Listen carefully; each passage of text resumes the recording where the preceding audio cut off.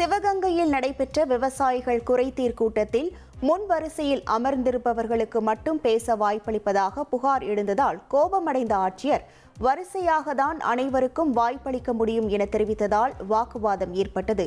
தொடர்ந்து பேசிய மாவட்ட ஆட்சியர் பொற்கொடி, மேலே அமர்ந்திருப்பவர்களின் நெற்றியில் ஏதாவது எழுதி ஒட்டியிருப்பது போல் உள்ளதா என கேள்வி எழுப்பினார். மேலும் விவசாயிகள் கோரிக்கைக்கு தீர்வு காண பாடுபடுவதற்கு நீங்கள் தரும் பரிசு இதுதானா என்றும் வருத்தமாக பேசினார்.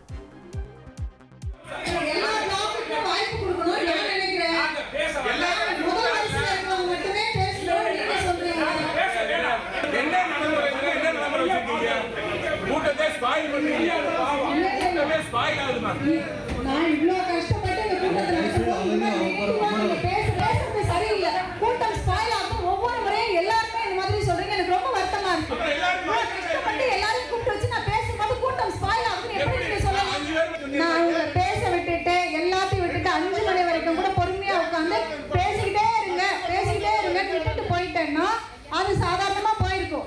நான் அதுக்கு தீர்வு கிடைக்கணும்னு நான் தலைமையில எடுத்துக்கிட்டு பண்றேன் இல்லைங்களா, அதுக்கு எனக்கு நீங்க இனி செல்லும் இடமெல்லாம் செய்தி. தந்தி டிவியின் வாட்ஸ்அப் சேனலை ஃபாலோ பண்ணினா செல்ல இருக்கும் இடமெல்லாம் செய்தி. இதோ QR கோட் இப்பவே ஸ்கேன் பண்ணுங்க, ஃபாலோ பண்ணுங்க.